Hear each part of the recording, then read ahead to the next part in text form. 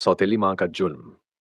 गांव के किनारे बसा एक छोटा सा घर जिसमें रोहित अपने पिता रमेश और सौतेली माँ सुनीता के साथ रहता था।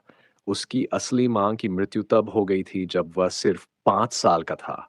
उसकी माँ उसे बेइंतहा प्यार करती थी, लेकिन उसके जाने के बाद सब बदल गया। एक नई जिंदगी की शुरुआत या दुखों की दस्तक।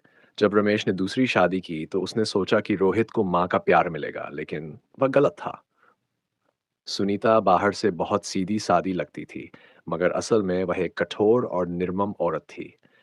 पहले तो उसने प्यार और ममता का दिखावा किया, लेकिन धीरे धीरे उसका असली रूप सामने आने लगा। रोहित के लिए दिन प्रतिदिन मुश्किलें बढ़ने लगी। पहला जुल्म, भूख की सजा। खाना खा लिया तूने? सुनीता ने गुस्से से पूछा। न नहीं माँ, मुझे बहुत भूख लगी है, रोहित ने डरते हुए कहा। तो भूख लगी है? काम किया तूने कुछ? उसने तीखी आवाज में कहा। मैंने अपना होमवर्क पूरा कर लिया है माँ। होमवर्क नहीं, घर का काम किया। झाड़ू लगाया, बर्तन धोए, पानी भरा।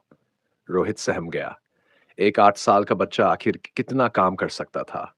लेकिन सुनीता को कोई फर्क नहीं पड़ता था। उसने रोहित को खाना देने से मना कर दिया। वह बेचारा भूखा ही सो गया। बचपन की मासूमियत का गला घोंट दिया गया। रोहित अब रोजाना घर के सारे काम करता, लेकिन फिर भी सुनीता उससे खुश नहीं होती। कभी कभी वह बिना किसी गलती के उसे मारती, तो कभी उसके कपड़े फेंक देती ताकि वह गंदे कपड़ों में स्कूल जाए।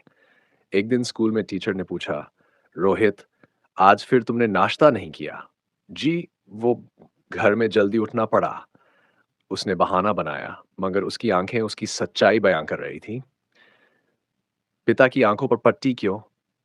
रमेश अपने काम में इतना व्यस्त रहता कि उसे घर की सच्चाई का पता ही नहीं चलता।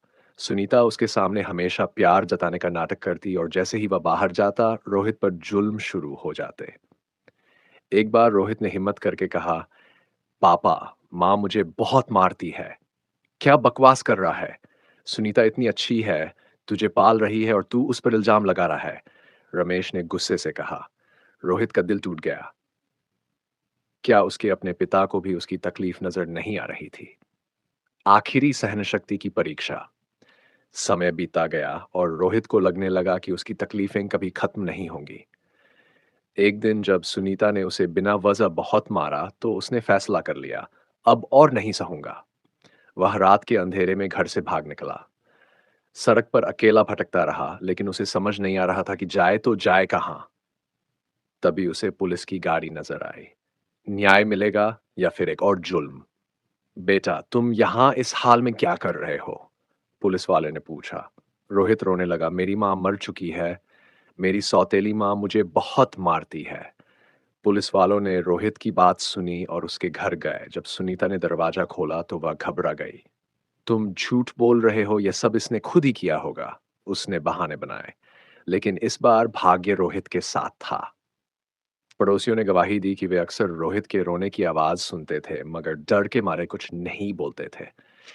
आखिरकार इंसाफ हुआ। सुनीता को गिरफ्तार कर लिया गया और रमेश को अपनी गलती का एहसास। वह फूट फूट कर रोया और रोहित से माफी मांगी। बेटा, मुझे माफ कर दे, मैंने तेरा दर्द कभी महसूस ही नहीं किया। रोहित ने अपने आंसू पोंछे और कहा, पापा, अब बस मुझे एक सुकून भरी जिंदगी चाहिए। आखिरकार उसे वह प्यार और सुरक्षा मिली जिसकी उसे बचपन से तलाश थी।